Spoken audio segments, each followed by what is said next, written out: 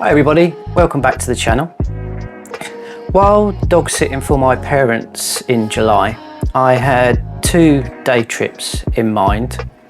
Both would need me to be taking the bus, as at present driving my dad's manual car too far with my spine issues caused by foraminal stenosis, plus then the ramping up of my fibro symptoms it causes, is just not possible. So no coastal trips, as frustratingly, and believe it or not, there are no direct buses from Swaffham to the coast.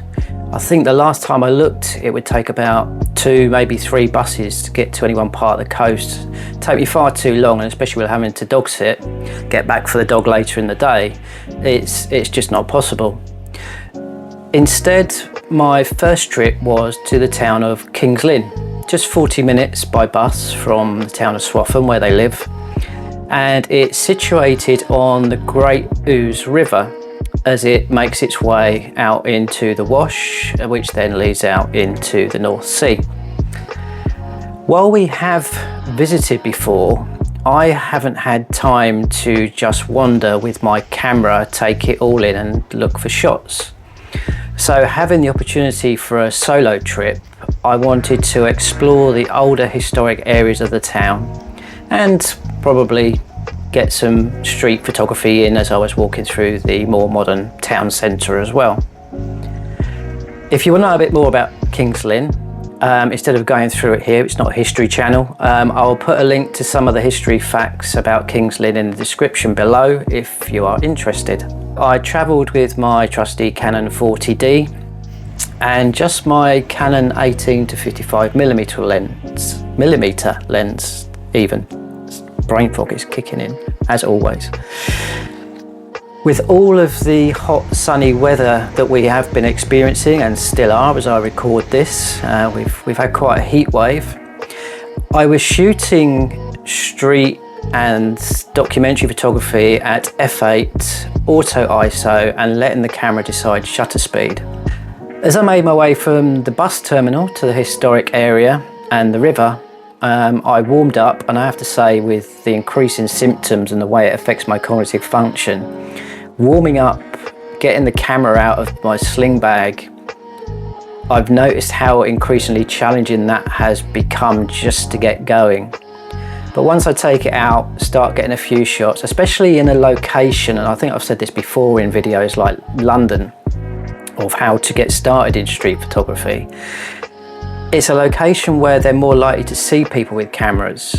Yes, walking around with a camera sometimes get you noticed because maybe they're just seeing people with their phones and they don't bat an eyelid with that, but someone with a camera gets noticed. Sometimes you get asked what you're doing, are you a professional, that sort of thing.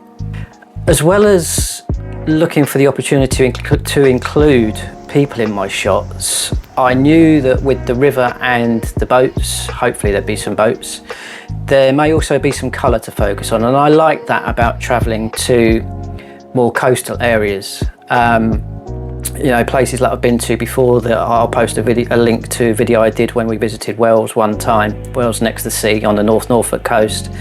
It's colour, it's different light because you're on the coast, you've got the blue of the sea rather than, for me, normally it's the green of the grass and the trees.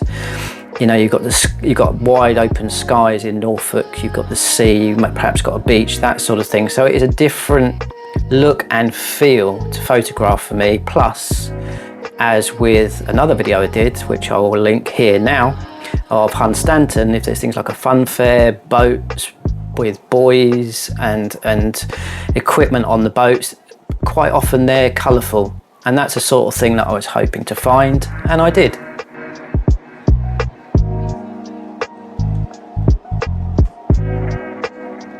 The Purfleet Quay provides a number of photographic opportunities, both general, street, and to be more creative, with chains over the quayside and the statue that you can see of British naval officer and explorer George Vancouver. If you want to know more about him, I'll leave you to look that up. I just needed to take my time, which I had plenty of, and notice what was available. And also in the back of my mind were some of the challenges we've got for the league competition in the photographic club coming up through 2026 to 2027, including frame within a frame. And this location gave me a few opportunities to do that.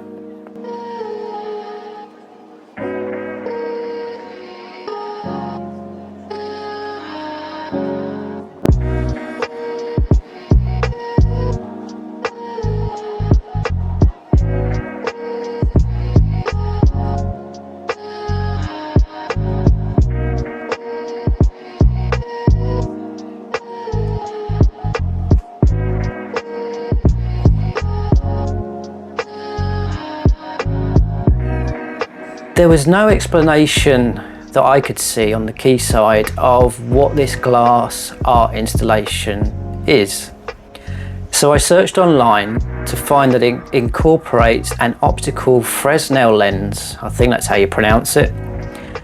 After careful consideration of what I could make of it photographically, I decided, seeing people through it, that I would try and frame them through the diamond pattern effect that you can see on there. And I did. I managed to get one of those shots.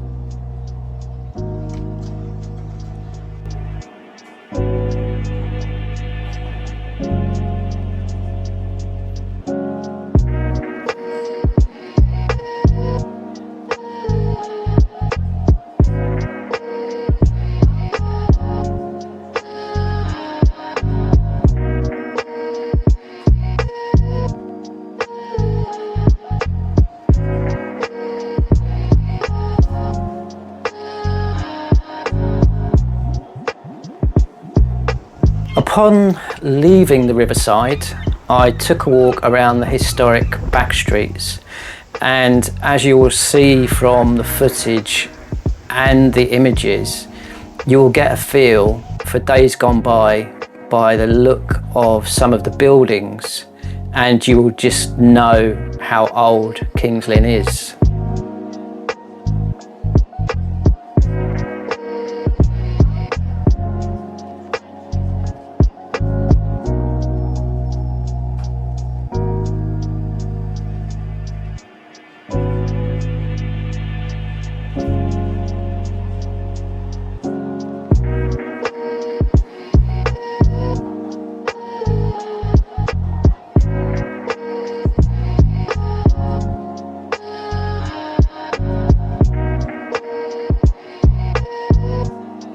I finished my walk around the historic area with a look inside King's Lynn Minster, consecrated by the Bishop of Norwich in 1101. So there you go. So King's Lynn was around in 1100s.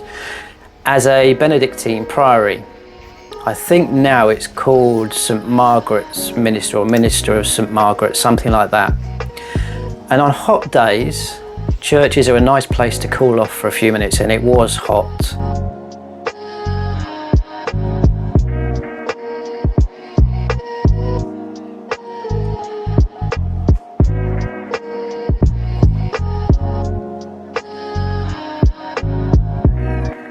Now, as ever, I was constantly, from when I left my parents' home, monitoring my fatigue and pain levels and the impact on my function.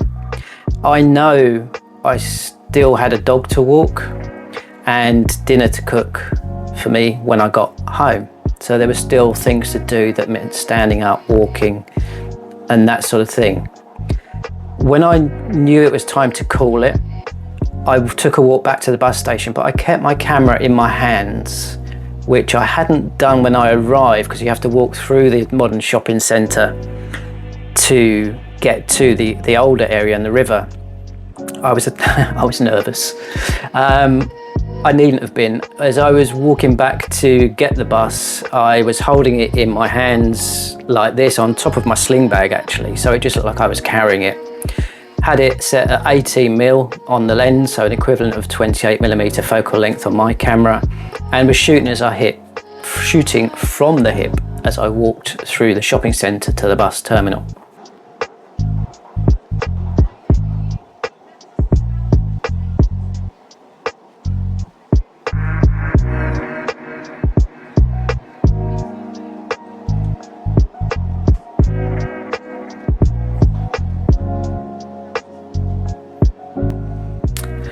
Overall that day, my step count went way above what I am usually able to achieve, and I hit 15,600 steps. Normally this takes a day in London to do that, and even then I don't often hit 15,000 steps. But this is the culmination of walking the dog. She doesn't go far, she's an older dog, 13 years old, so she doesn't go far. But also walking to and from town, from their house to get the bus, is in itself, I think, about 5,000–6,000 steps, and then plus the walk around King's Lynn. But I had a lovely time. I got some shots I am pleased with, the look, the feel of them, the compositions, all good practice. And while the distraction does help me cope with my conditions and give me something else to think about, I've probably said this before in my videos, I feel my symptoms and the challenges every second of every day. It never stops. And regardless of my step count, having a day like this, getting the bus, the movements in my spine, the concentration, the payback would have been just as painful as it actually was for the following few days. I call this pleasurable overload. I know how high my pain levels are potentially going to go, and it's the price of having some quality time with a chronic illness. And you can speak to any number of people with fibromyalgia and other comorbidities alongside that, and they will tell you the same thing. This severely impacted my sleep and function for several days. But as I say, it's that phrase I use is pleasurable overload. I've got memories to look back on the images that I captured. I can share them with you. I took some footage, which is easier when I'm by myself to take my time, do footage and then switch to the DSLR. And overall, I can then put this package together and share with you how I'm trying to make the most of my life in spite of, or perhaps because of, having a chronic illness. If you've enjoyed this video, as ever, please give us a like. If you haven't subscribed, please subscribe. If you do enjoy it and you think that other people might do, if they like the area, they know the area, that sort of thing, or just into photography or wanting to sort of get into photography, maybe they've got a chronic illness. I do know that what I've put out there so far in my blog and my videos has inspired other people just to even go out with their phones and take some images and have a look and a play around with what they would like to do. If you have enjoyed it, thank you very much for watching if you've made it this far, and I will speak to you in the next video.